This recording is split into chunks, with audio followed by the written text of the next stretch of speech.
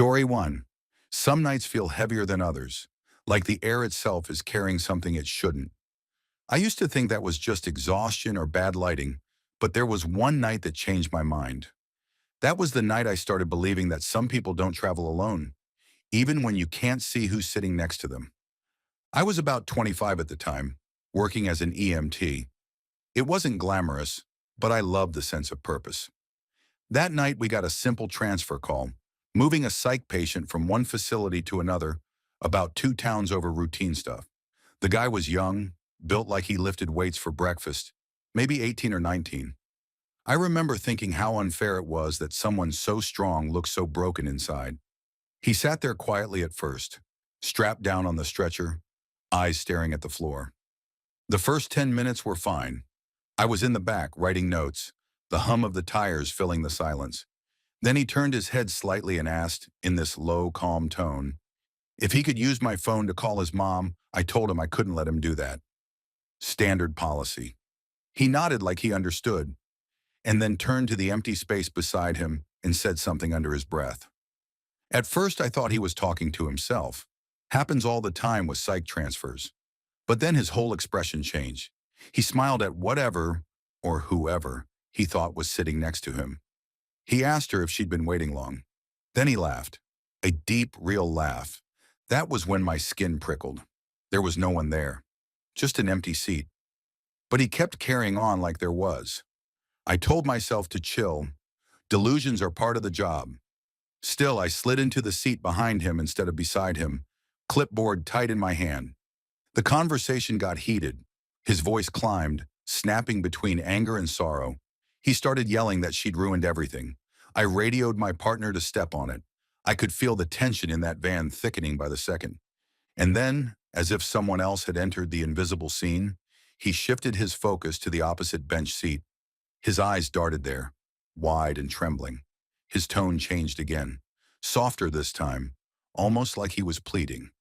Then it twisted back into fury. He started shouting, telling that unseen person to stop talking back. The veins in his neck bulged as he strained against the straps. My heart was pounding so hard I could feel it in my throat. I'd seen violent patients before, but this wasn't the same. It didn't feel like he was angry at me or anyone real. It felt like something else was there with us, something I couldn't see, but he could. I tried to keep my voice steady, told him to relax. That's when he went completely still, dead quiet. He tilted his head, eyes fixed on that same empty seat, and started muttering in a low voice, something about them being closer now. Then came the worst part. Out of nowhere, he started thrashing, screaming words I couldn't understand, like he was in a full-blown fight with invisible people. He yanked at the strap so hard the stretcher lifted an inch off the floor. I grabbed the railing to steady it, my hands shaking. Then, without warning, he leaned forward and started breathing heavy, loud, animal-like gasps, before bursting into manic laughter. I swear the sound didn't feel human. It bounced off the walls of that ambulance like it had nowhere else to go. I kept thinking the straps would snap, that I'd have to tackle him. Then mid-fit, he froze again. His eyes rolled up slightly and his breathing slowed. He whispered something. I could barely catch it, but it sounded like he was saying she was right behind me. I turned my head before I could stop myself. Stupid instinct. But the thing is, just for a second, I swear I heard someone else breathing. Right over my shoulder, a light, shaky exhale, like someone trying not to be noticed. The back of my neck went cold. I didn't see anything, but that sound, it was real enough to make my chest tighten. I told myself it was the air vents. Just the air vents. My partner must have sensed something because he radioed back asking if I was okay. I said we were fine, voice cracking halfway through. By the time we reached the receiving facility, the guy was calm again, totally silent, just lying there with this half smile on his face, staring up at the ceiling like he'd won an argument. When the staff came to unload him, he didn't say a word. But as they wheeled him out, he twisted his head just enough to glance at me. His eyes locked on mine, and for a split second his lips moved. I couldn't hear him, but I could read it. She likes you. That night when I finally got home, I showered twice and left every light on. I tried to sleep, but I kept hearing that same faint breathing sound whenever I closed my eyes. The next morning, I checked the rig before the next shift. Habit, I guess, and found something odd on the bench seat. A small handprint, smeared faintly in condensation, like someone had leaned there. It wasn't his. Too small for that. I wiped it off fast and didn't mention it to anyone. I still don't know what to make of that night. Maybe it was stress. Maybe the air vents really do sound like breathing when the temperature drops. Or maybe, just maybe, he wasn't the only one who had company in that ambulance. Story 2. Working in a mental hospital feels, most days, like standing in the eye of a storm. Everything around you is chaos, but somehow you're expected to stay still, calm, unshaken. I used to think I was good at that, keeping my balance in the middle of everyone else's madness, until one shift changed how I looked at silence forever. It was around midnight, one of those shifts where the clock seems to move slower just to spite you. I was assigned to check one of the long-term patients, a guy I'll call Martin. He wasn't violent or loud, just one of those quiet, withdrawn types who'd spend hours sitting in the same spot, whispering to people who weren't there. We all knew he heard voices, but he was usually harmless. That night, though, something about the air in his room felt thick, like walking into a space that had already been filled with someone else's breath. I went in with my clipboard, making notes about his condition, pretending not to notice how he kept glancing at the far corner of the room. His eyes moved like he was watching someone pace back and forth, slow, steady, careful steps that I couldn't hear. I asked if he was okay, but he didn't answer. He just kept whispering to whatever he thought was standing there. Normally, I would have ignored it, but the whispering was different this time. It wasn't the usual random mumbling. It had rhythm, like a conversation where the pauses were filled by someone else replying. I stood still, trying to make out what he was saying. He mentioned the king, something about how the king knew everything. Then he said that I didn't know who the king was, that I wasn't supposed to find out. My stomach turned cold. He said it softly, as if repeating something he was being told. He'd nod slightly, then whisper again, agreeing with whatever answer he was getting in return. There was no one else in the room but us. I checked behind the curtain near the window, half expecting to see another patient who'd snuck in. Nothing. Just the faint hum of the fluorescent lights above, flickering like they were struggling to stay alive. When I turned back, Martin was looking right at me, eyes wide open, as if he'd been caught doing something forbidden. Then he whispered that they said to keep quiet, or I'd notice them too. I don't scare easily, but something about that sentence made the hairs on my arms rise. It wasn't what he said, it was the way he said it, like he was being coached, word by word, by something just out of my reach. I backed up slowly, trying not to make it obvious. Every instinct told me to leave, but I didn't want to make a scene. You learn early in this job that showing fear can set people off. So I smiled awkwardly, told him I'd come back later, and headed for the door. Before I could touch the handle, the whispering stopped. Completely. The kind of silence that feels like a held breath. I turned back, and he wasn't looking at the corner anymore. He was looking directly above my head. His eyes were locked on something right behind me, and his lips moved like he was trying not to let the words out. My chest tightened, but I didn't turn around. I just stepped out of the room, closed the door, and stood in the hallway, trying to shake it off. For a while, I convinced myself it was nothing, just a trick of exhaustion, nerves, maybe the pressure of too many night shifts. But when I went back to log the incident in the morning, I noticed something I hadn't before. The window in his room, the one with the curtain, was slightly open. It shouldn't have been. Those windows are designed to lock. I closed it, then double-checked the latch solid. But when I turned to leave again, the same corner he'd been whispering to felt colder than the rest of the room. The air there didn't move right. Heavy, like standing near a vent blowing cold air. Except there was no vent. I told myself it was nothing. I still tell myself that. But a few nights later, when I walked past his door, I heard him whispering again.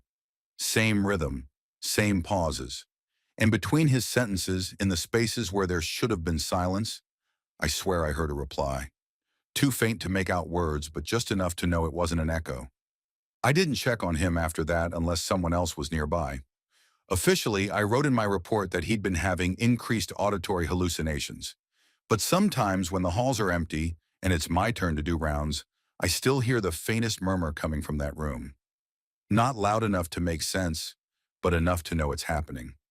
What unsettles me most isn't what he said. It's how certain he seemed that I wasn't supposed to hear what he was hearing. Like those voices weren't just in his head, they were avoiding me on purpose. And honestly, that thought alone is enough to make me keep my distance. Because if those whispers were really only in his mind, then why did I feel them watching me leave? Story 3. Sometimes working night shifts in a psych ward feels like living in a dream that forgot how to end. Everything hums. The flickering lights, the buzz of the cameras, the hum inside your own head from too much caffeine and not enough quiet. I'd been working there for about 8 months when I met the man who still makes my stomach twist whenever I think about him. He came in just after midnight, middle-aged, built like he used to work construction, but with eyes that looked like they hadn't rested in years. One half of his face was clean, almost gentle-looking, while the other half was tattooed in thick black thorns that crawled up from his neck to his eyelids. It wasn't just ink, it looked carved in. His lips, the inside of his nostrils, even the edge of his gums, all covered.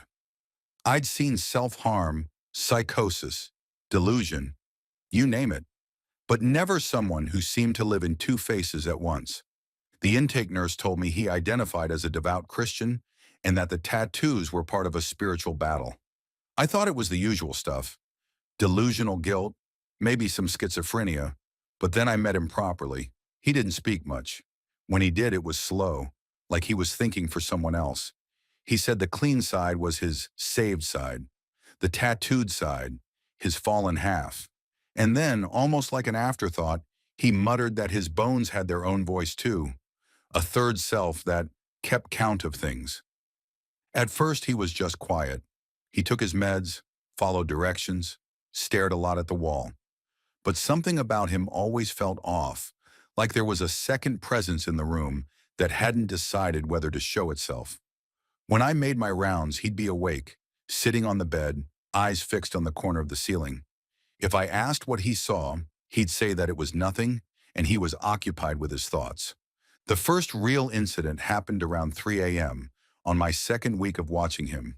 The ward was dead quiet, the kind of silence that almost rings. I was doing rounds when I heard a sound I still can't describe properly. It wasn't screaming exactly, more like something tearing through him, a raw, wet howl that came from a place people shouldn't be able to reach. When I got to his room, he was standing in front of the mirror, hands clenched, whispering to his reflection. The clean side of his face was calm. The tattooed side twitched, teeth bared. His own reflection looked wrong somehow. Not like a trick of light, but as if the glass was showing a version of him that wasn't following the same rules. He stopped the moment I called his name, just blinked, then turned slowly and said in a voice that didn't sound like him, "He doesn't like when you interrupt." Then he sat down like nothing happened. We restrained him after that. The psychiatrist adjusted his meds, and for a few nights things went quiet again. But then came the second event. It started with a thud against the wall. I ran to his room and found him crouched on the floor, arms over his head, muttering that the bones were counting wrong. He said they'd been whispering numbers all night, and he couldn't make them stop. He pressed his ear to the wall like he could hear something moving inside it. The air felt heavy, thicker somehow. And I swear for a second, I thought I heard it too. A faint tapping, like someone drumming fingers deep inside the wall. I told myself it was the pipes. It had to be. The worst night came a few days later. Around 2:45 a.m., I was in the staff room when an alarm went off from his unit. By the time I got there, chaos. He'd shattered his secure window, a feat I didn't think possible, and was trying to drag his roommate toward it, screaming that the bad one wanted out. His strength was unreal. It took 3 of us and 2 doses of sedative to pull him off. He didn't calm down until he slammed headfirst into the wall and dropped. The sound, that scream, I can still hear it sometimes when a night is too quiet. After that, they kept him medicated around the clock. He mostly just sat still, eyes half open, mumbling now and then about how the bones were silent again. I transferred out of that ward a month later. Couldn't handle nights after that. Sometimes I think about him, about those eyes that look like two people trying to live in one face. And when I do, I can't help wondering if what I saw that night was just madness or something that slipped through it. Even now, when I catch my reflection in a dark window, I half expect it to blink a second too late. Story 4. Working night shifts messes with your sense of time. The world outside feels like it's holding its breath while you move around under flickering fluorescent lights. Pretending it's still daytime, I used to think of it like being trapped inside a snow globe. Quiet, still, and a little too perfect until something shakes it. That's what my job felt like at the assisted living home. Peaceful most nights, until it wasn't.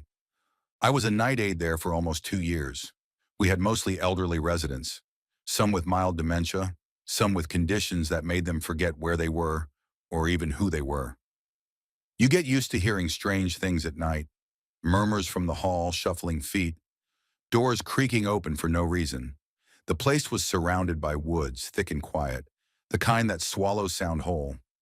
There was one resident, I'll call him Mr. H, who always worried me a bit. Not because he was mean or aggressive, but because he wandered. He used to own a farm, and his memory was stuck somewhere back there. Every few nights, he'd get it in his head that he needed to go outside to milk the cows or check the fields. The first time it happened, it scared me half to death. It was around 3 a.m. I was in the office half dozing over paperwork when the door alarm shrieked. That piercing beep that makes your stomach drop instantly. I grabbed my flashlight and went toward the back exit, thinking maybe it was one of the newer residents.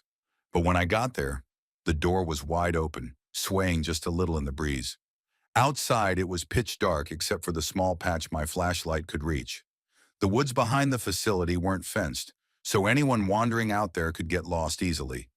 I stepped out, calling for Mr. H, keeping my voice low so I wouldn't wake the others. No answer. The air felt heavy, and all I could hear were crickets and the distant hum of the generator. After a few minutes of searching, I spotted something. A small figure moving slowly between the trees. He was hunched over, wearing his old flannel pajama shirt, walking barefoot through the leaves. My first thought was relief. At least I found him. But as I got closer, something felt wrong. He was walking steadily away from the facility, not responding when I called his name. It was like he didn't hear me at all. I caught up to him near the tree line. When I put my hand on his shoulder, he froze. I remember the chill that ran through me when he finally turned his head. Not fast, just this slow, stiff movement. His eyes looked empty, like he wasn't really seeing me. I told him softly that we had to go back inside, that it was late and cold. He didn't speak, but his mouth moved slightly, like he was whispering something I leaned in to hear. And that's when I heard it clearly. He was mumbling names, over and over, like he was counting them. But none of the names were familiar. They didn't sound like anyone from his family or the facility I tried to guide him back. But then he stopped again and looked toward the deeper part of the woods. He said, almost too quiet to catch, that they were waiting. I thought he was hallucinating. It happens sometimes with dementia patients, so I just kept talking calmly. But then the flashlight flickered. It went out completely for maybe 2 seconds, just long enough for my eyes to adjust and realize the woods weren't empty. There were shapes. I swear I saw them. Not clear figures, just shadows that seemed thicker than the darkness around them. For a second, it looked like several people standing far off, motionless. My heart was pounding so hard I could barely think. When the light came back on, there was nothing there, just trees and fog. Mr. H started walking again, faster this time. I grabbed his arm, but he was surprisingly strong. He kept muttering, saying he had to go before they came closer. I finally managed to steer him back toward the building, practically dragging him by the elbow. The whole way back, I kept glancing behind us, half expecting to see someone, or something, following. When we got inside, I sat him down in the common room and called the nurse on duty. While she checked him over, I went back to lock the back door. Right as I was about to close it, I heard it, faint but distinct, the sound of footsteps on the gravel path. Not the heavy crunch of boots or the shuffling of an old man's feet. Softer, like someone walking barefoot. I told myself it was just my nerves, maybe an animal, but I couldn't stop thinking about those shadowy shapes. The next morning, I checked the security footage. The hallway camera showed Mr. H walking out, but the angle facing the door outside glitched right after he stepped through. Static for about 15 seconds. When the feed came back, he was gone. No one believed me when I said I saw something in the woods. They said it was probably a trick of the light or that I was overtired. Maybe they're right, I want to believe that's all it was. But sometimes on quiet nights, I still think about the way he whispered those names. Slow, steady, like he wasn't counting people, but calling them. He passed away a few months later, peacefully, they said. I moved to an inpatient hospital not long after that, but I'll never forget that night. Every time I walk past a dark window during my shift, I can't help glancing toward the tree line, half expecting to see a small, bent figure standing there again, waiting. Story 5. Working in a mental health ward can feel like standing on the edge of two worlds, one foot in calm routine, the other in quiet chaos. You learn fast that people's minds can twist reality in ways that make you question your own. I was still new back then, still figuring out how to tell when a person's fine was actually a warning sign. That night was when I stopped thinking of the job as just another paycheck. She came to me near the end of my shift, a small, soft-spoken older woman with kind eyes and a tired smile. She looked like the sort of person who'd have candy in her purse and stories about her grandchildren. My assignment was to sit with her for the evening and keep her company, just a standard safety observation. For 6 quiet hours, that's exactly what it was. She spoke about her family, her garden, her love for old hymns. Her hands trembled when she talked, but her voice was steady. I remember thinking she seemed lonely more than anything else. Around 9 that night, they decided she didn't need cardiac monitoring anymore and planned to transfer her to a different room. I wheeled her down the hallway, past the humming fluorescent lights and the faint smell of disinfectant that never quite fades. She didn't speak the whole way, which struck me as odd. When I asked if she was comfortable, she just stared ahead, blinking slow, like she hadn't heard me at all. Once in the new room, something shifted. It was subtle at first, the way her breathing changed, shallow and quick. Then her eyes darted around the room like she was suddenly somewhere else entirely. Before I could even ask what was wrong, she tried to climb out of bed. Reflex took over. I moved toward her, gently trying to keep her from falling. That's when the panic started. She began to shout, not in fear, but in pure, overwhelming urgency.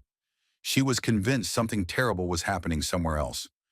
I could tell from the way she kept reaching toward the door, like she needed to get out. I kept my tone calm, told her she was safe, that everything was okay. But the more I tried to soothe her, the worse it got. She turned her head toward me, and her expression changed completely. There was no recognition there, not a hint of the sweet woman I'd spent the evening with. Her face twisted with something I still don't know how to describe.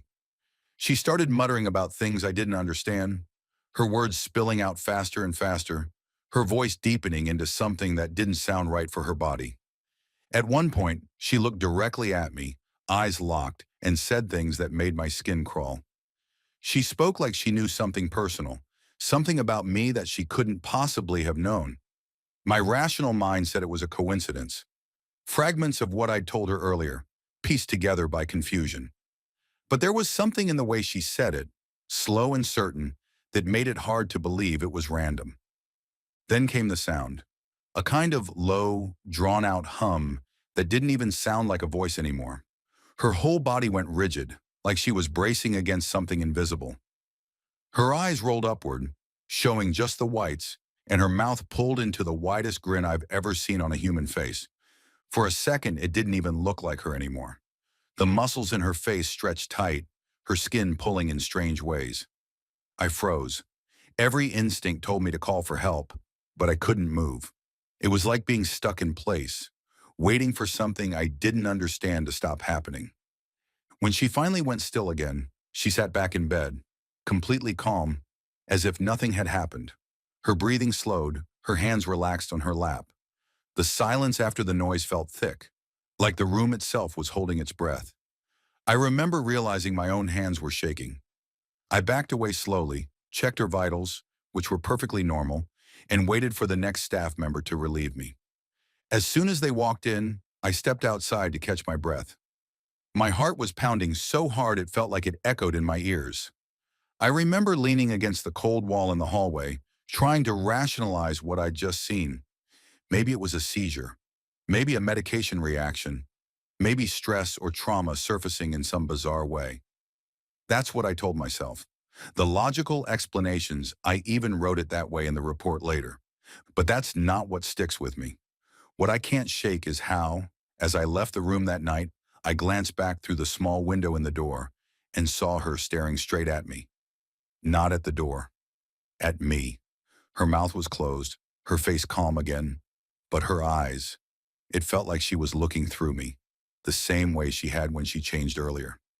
There was something cold in that gaze that didn't belong to a confused patient or a frightened old woman. It felt knowing. When I clocked out, I told myself I was just tired, that I'd been awake too long, that my mind was filling in blanks. That's what people do in this job. They rationalize the things that don't make sense. You have to, or you won't last. Still, sometimes when the ward gets quiet and the lights buzz low, I think about her, about how her face stretched like that, about that sound that didn't belong in a hospital. And sometimes I wonder if maybe, for a moment that night, I wasn't the one watching her. Maybe she was watching something else, and I just happened to be in the room when it looked back. Story 6. Working nights at a psychiatric facility felt a lot like living underwater. Everything slower, quieter, and a little warped around the edges. You could hear every creak of the hallway like it was breathing. That was the rhythm I got used to after years on the night shift. Nothing surprised me anymore, until Jane came in. Jane was in her 20s, thin, pale, with those hollow eyes that made you feel like she wasn't looking at you, but through you. I remember the intake papers said something vague about psychosis and self-harm. That's not unusual where I work. Still, something about her unsettled me in a way I couldn't put a finger on. The first night she arrived, everything went wrong almost immediately. Around 2 a.m., during my routine rounds, I noticed her door was slightly open. We're not supposed to leave patient doors open overnight, so I peeked inside to close it properly. That's when I saw her, sitting on the floor in a pool of blood. My first thought was that she'd hurt herself with something sharp, but we remove everything dangerous. Turns out she didn't need tools. She had been scratching her own leg, tearing strips of skin with her nails, working her way upward like she was trying to peel something off.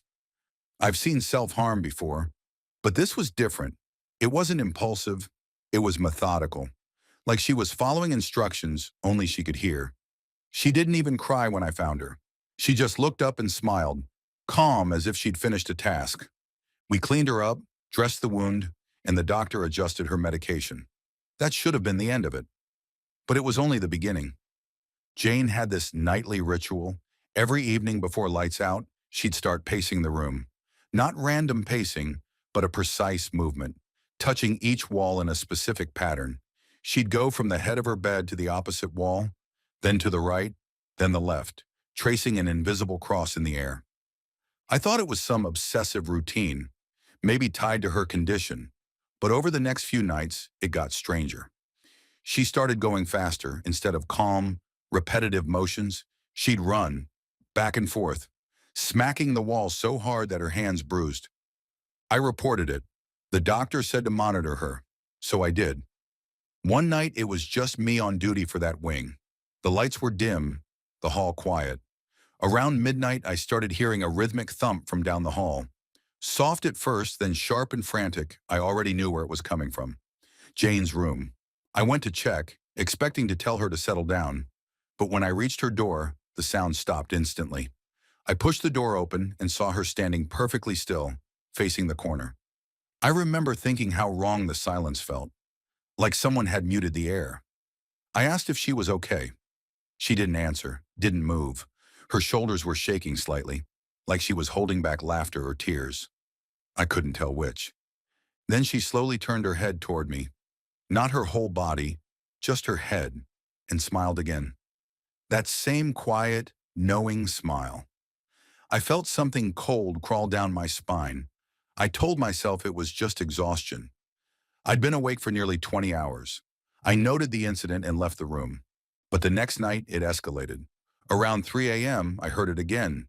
The same thumping, faster this time. When I checked the monitor feed, her room looked empty.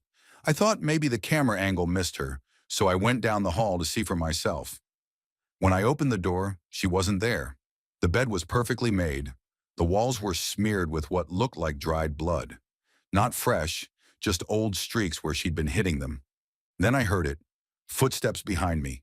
Not running, not heavy, just slow, bare feet on tile. I spun around and saw her standing right in the doorway, smiling like she'd been waiting for me. I hadn't even heard her come close. She tilted her head, still grinning, and whispered something I couldn't make out. I didn't stick around to ask what it was. The rest of the night she sat on her bed, staring at the door. The camera caught her lips moving like she was talking to someone, but she was alone. After that, I started noticing small things. My clipboard kept going missing during rounds. I'd find it outside her door. Once the hallway lights flickered, whenever I passed her room, I told maintenance. They said the wiring was fine. Even my radio would buzz with static when I walked that section of the hall. It could all be a coincidence. That's what I told myself. A week later, Jane was transferred to another facility for more specialized care. I was relieved, but the first night she was gone, I still did my rounds like usual. When I reached her old room, I noticed the door was slightly ajar again. Out of habit, I peeked in. Just an empty room now. But as I was about to close it, I heard it. Faint, rhythmic tapping from the walls inside. Tap, tap, tap, like fingers tracing a pattern. I stepped back, heart racing. The lights flickered again, only in that hallway. I didn't check the room after that. I told the morning staff there might be a wiring issue and handed in my transfer request 2 weeks later. People always ask if I think what I saw was real or if Jane was just severely disturbed. I honestly don't know. Maybe it was sleep deprivation, or maybe she brought something with her that didn't leave when she did. All I know is, sometimes when I'm working the night shift in another facility and the halls get too quiet, I still catch myself listening for that same steady rhythm of hands on walls. And I pray I never hear it again. Story 7. They say hospitals are meant to make you feel safe, but that kind of safety feels strange, like being wrapped in a thick blanket underwater. You can breathe, but something still feels heavy on your chest. That's how it felt during my stay at the psychiatric ward a couple of years back. I wasn't forced there or anything dramatic like that. I checked myself in because I wasn't doing well. The anxiety had gotten out of control, and the voices I sometimes heard were starting to sound more convincing than ever. I'd gone a couple of times before for shorter stays.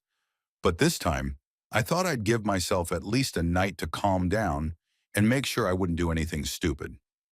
The place was clean, quiet, and too bright for comfort. Even when I was trying to sleep, the overhead lights from the hallway always crept under the doorframe. You never really get total darkness there. Maybe that's intentional. The room they gave me was small but not bad. Just a bolted bed, a desk, and a door that only opened with a security card. No outlets, no loose objects, nothing that could be thrown or tied around anything. I didn't think much of it at the time, but the walls had these marks, scuffs, scratches, even a few dents. Someone before me had clearly lost it inside there. The first half of the night was uneventful. I read a little, had my meds, and tried to relax. It was the kind of calm that makes you suspicious, though, like when everything's too quiet before a storm. Around midnight, I started hearing this rhythmic thud coming from down the hall. It wasn't constant at first, just random, spaced-out hits. I figured someone was having a rough time, maybe trying to get the nurse's attention. But then it grew louder, harder, until it sounded like someone was slamming metal into the wall. It went on for a good 15 or 20 seconds before the shouting started. I couldn't make out the words at first, just a male voice yelling in pure rage. The nurses tried to calm him down. I could hear their voices through the hall, but the man's voice kept rising. I remember sitting up, my heart already hammering, because those weren't just angry screams. There was something else in his tone. Panic, maybe, or the kind of fear that turns into fury. After a while, the sounds of movement filled the hallway. Heavy boots, the sound of something being dragged, maybe a rolling table or bed. The ward doors had that hollow sound that carried down the corridor. I wanted to peek out, but a part of me told me not to. Curiosity won, though. I cracked my door just a little. That's when I saw them, two security guards escorting a man between them. He was big, built like someone who had spent a long time being angry. His arms were tense, but he wasn't fighting. The nurse from earlier was walking behind them, her face completely blank. The man's head turned as they passed my room and our eyes met. I don't know how to explain that look. It was like being caught doing something wrong, even though I hadn't done anything. His eyes were wild but focused, like he recognized me, and then he started muttering. Something low at first, then louder, his voice breaking with anger. I couldn't hear the exact words, but I could tell from his tone that he thought I was the reason he was there. His mouth was moving fast, his head jerking in my direction, saying things like, I'd done this to him, that it was all my fault. The guards didn't react at all, just kept walking, faces stone cold as if this was routine. But the man never stopped staring at me. Even as they passed my door, even when he turned a corner down the hallway, he craned his neck back to keep his eyes locked on me. That look stayed with me, the kind that gets burned into your memory. When he disappeared around the corner, I noticed something that made the whole thing worse. A nurse was coming from the other end of the hallway. She almost ran right into him as they turned the corner. He immediately stopped, stepped aside, and apologized to her. Just like that. Calm, polite, even soft. Then he went right back to that hateful stare when she passed. That was the part that really unsettled me. It wasn't just anger, it was selective. He knew who he hated, or at least thought he did. And for whatever reason, that night it was me. I couldn't sleep after that. I just lay there, listening for any sound. Every creak or shuffle in the hall made me freeze. I even started wondering if the voices in my head had somehow messed with him, or if it was just my own paranoia getting worse. Either way, I didn't feel safe anymore. Not even in the place meant to protect me. By morning, he was gone. Transferred maybe, or sedated somewhere else. The nurses didn't talk about it, and I didn't ask. But when I left later that day, I passed by the room he had been in. The one with all the new dents on the wall. I didn't stay long enough to look inside. But I swear, as I walked away, I could still feel eyes following me from somewhere down that hallway. Maybe he was delusional and latched onto the first face he saw. But part of me can't shake the feeling that it wasn't random, like he knew me somehow, from somewhere I can't quite place. And every time I start to hear those voices again, I can't help but wonder if they're not just mine after all. Story 8. Hospitals have their own kind of silence. Not the calm kind you get in libraries, but the kind that hums under your skin. Like the building itself is waiting for something. I used to work the late shift at a psychiatric hospital, and that silence was always thickest after midnight. The halls would stretch too long, the fluorescent lights too white, and even the hum of the vending machine could make your heart jump. Most nights were routine, paperwork, and quiet checks, until one night that has stayed with me ever since. The patient had come back from surgery earlier that morning. She'd swallowed something metallic. I never asked what exactly, but the doctors said it wasn't her first time. The surgeons removed it successfully, stapled her incision, and she was sent back to the ward to recover under supervision. She was quiet most of the day, calm even, but there was something off about her calmness, like she wasn't really present. She'd just stare at the wall for long stretches, almost like she was listening to something no one else could hear. That night, I was finishing my rounds down the far corridor. The ward lights had dimmed to their night setting, that pale yellow that makes everything look a little unreal. I remember glancing at the clock, around 2:40 a.m., when a sound cut through the stillness. It wasn't a scream, not exactly, more like a strangled shout that turned into a gasp. Then silence again. I froze. It came from the patient's room. When I got there, the door was half open, and there was this smell, sharp and metallic. Inside, she was sitting upright on the bed, her gown open, and for a second I couldn't process what I was seeing. Her hands were red, completely red, and pressed against her stomach. Then she looked up straight at me. Her face was blank, calm, like nothing about this was strange. She was holding something soft and glistening, and for a split second, my brain refused to register it. It took another heartbeat to realize she'd pulled her own incision open. I remember my knees going weak. My training kicked in, but it felt like I was moving underwater. I called for help through the intercom and tried to get her to lie back, but she just stared, expressionless, almost irritated that I was interrupting. Her eyes didn't blink. They just followed me, slow and deliberate, as if I was the intruder in her room. By the time help arrived, the floor was slick. The sheets were a mess, and she was still holding herself open. The others pulled me back while the nurse rushed in.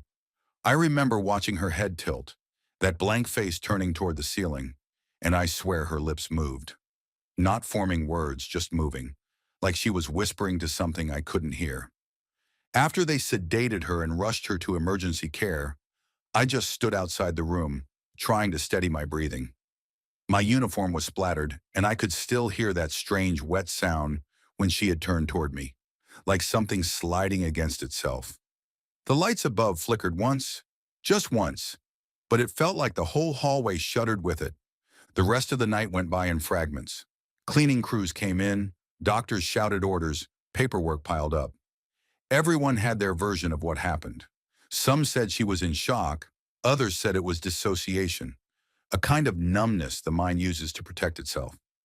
I nodded along, but part of me kept circling back to that look she gave me. It wasn't fear or pain. It was annoyance, like I had walked in on her doing something private. She survived, though barely. The surgeons patched her up again and transferred her to a higher security ward afterward.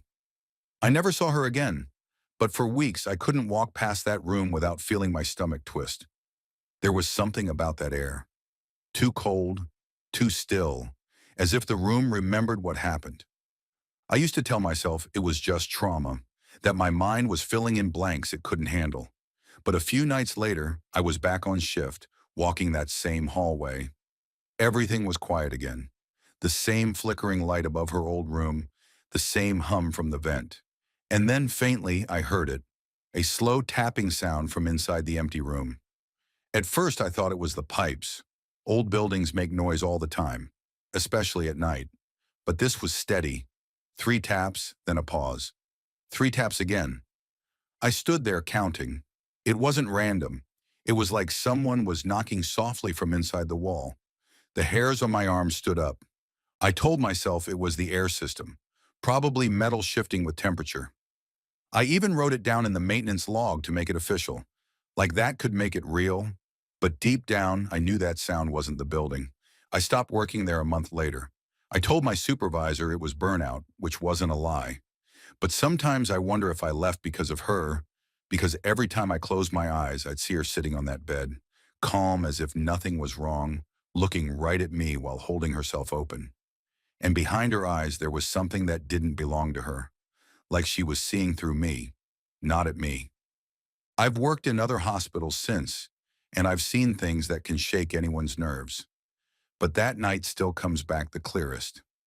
Sometimes when I'm alone in a quiet hallway, I'll hear that faint metallic tap again, just on the edge of hearing, and I'll think about her face in that pale light. Whether it was something psychological or something else entirely, I still can't say. But I've never shaken the feeling that maybe, for a moment that night, I wasn't the one watching. Story 9. Some places have a kind of silence that hums in your bones. The psychiatric ward I worked in had that kind of silence. Thick, heavy, and always listening. I used to tell myself it was just the air conditioning, the way it groaned through the vents at night. But sometimes, when the whole building settled, you could feel it breathing back at you. I'd been working there for about 6 months when they assigned me to the forensic wing, the section for long-term patients who'd done serious things. Most of them were quiet, worn down by meds or years of routine. But there was one man who didn't fit. His name was Daniel, mid-40s, looked like a man who still belonged in an office somewhere. Polished, calm, polite in a way that always felt rehearsed, the kind of smile that never reached his eyes. He had a strange presence about him, not loud or aggressive, but calculating. Even when you didn't see him, you could feel him, like static building up in a room before a thunderstorm. The staff said he used to be an accountant. He'd been admitted after a workplace incident no one really talked about. There were rumors, but in places like that, rumors multiplied faster than truth. All I knew was that he'd been there longer than most, and the older staff kept a certain distance from him. My shifts usually started late, 10 p.m. to 6 a.m., the kind of hours where your mind starts playing tricks. It was quieter then, except for the occasional footsteps echoing through the hall or the buzz of the old fluorescent lights. One night, Daniel's roommate was transferred out suddenly, and for a few days he was alone. That was when I started noticing things. It began small, the way he would stand at the far end of the hallway and just watch. No sound, no movement, just that steady stare. When I passed him, he would smile like he knew something I didn't. I tried not to think much of it. You learn not to personalize patients' behavior in that line of work. But one night, while doing my rounds, I found his door slightly open, just enough to see him sitting upright on his bed, eyes wide open in the dark. I called his name softly. No response. I stepped inside, and that's when I saw it. The walls. He'd been scraping them. Not with tools, just his fingernails. Perfect, straight lines etched into the paint. Hundreds of them, all perfectly spaced.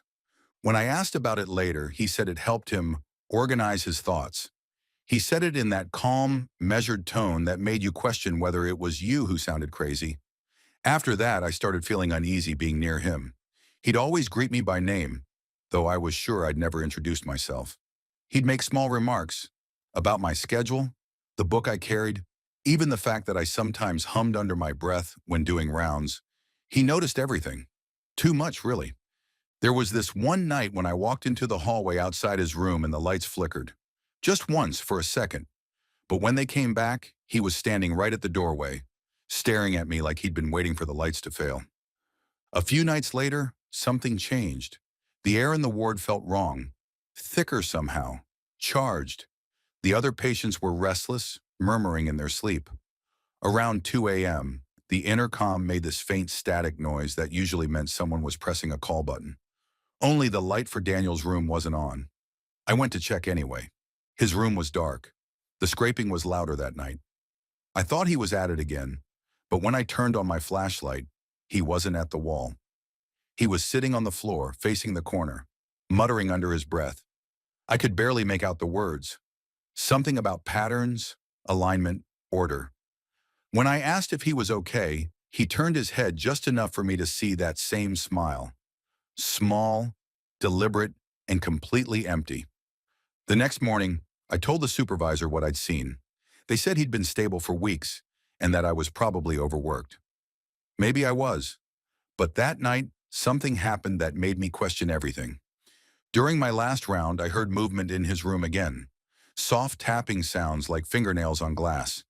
When I opened the door, the room was empty. His bed was made, perfectly neat. The walls? Smooth. Not a single scratch. It was like the markings had never existed. They found him sitting in the recreation area hours later, calm as ever. When I asked how he got there, he just smiled and said he'd been there all night. But here's the part I still can't explain. I checked the security cameras myself. His room stayed dark the entire time. No movement. No one leaving. Just the faint flicker of the hallway lights at exactly 2:13 a.m. After that, I started keeping my distance. A few weeks later, he was transferred again. Some administrative thing, they said. I didn't ask where, but sometimes when I'm on a night shift and the vents start humming, I get that same feeling. Like the silence around me isn't really empty. Like someone's there, just behind the edges of what I can see, smiling quietly, waiting for the lights to flicker again. I still think about him sometimes, about that night and the perfect parallel lines that disappeared like they'd never been. Everyone said I imagined it. Stress, fatigue, late hours. Maybe they're right. But sometimes in the quiet moments just before dawn, I swear I hear the faintest scratching on the walls again. Perfectly spaced, perfectly ordered. Story 10. You know that feeling when the night stretches out so long it starts to feel like you're the only person awake in the whole world? That's what working nights at the mental health rehab felt like.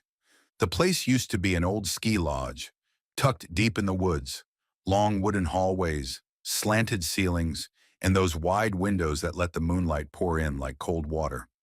The owners thought isolating patients from the chaos of the city would help them heal. Maybe it did, but at night that isolation worked both ways. I'd been there about 6 months when it happened. It was early spring, and the snow around the property was melting, which made everything damp and creaky. I was the only counselor on the overnight shift that week, budget cuts or something. Usually by 11 p.m., the patients would be asleep, and I'd just make rounds every hour. Between checks, I sat in the small office near the end of the West Wing, where you could hear the building settle and groan like an old man in his sleep. That night things felt slightly off from the start. The generator had cut out earlier in the evening, so the hallway lights were running on low power. They'd flicker every now and then, giving off that weird buzzing sound that almost feels alive. I told myself it was nothing unusual. Old wiring, bad maintenance, the usual excuses. Around 1 a.m., I was reviewing notes from the day shift when I noticed one of the security cameras in the hallway glitched for a second. It wasn't much, just static, but long enough for me to stare at the screen and wait for it to clear.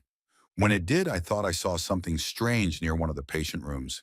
It looked like a shadow stretched out too long for a human figure, almost touching both sides of the hallway. But when I blinked, it was gone.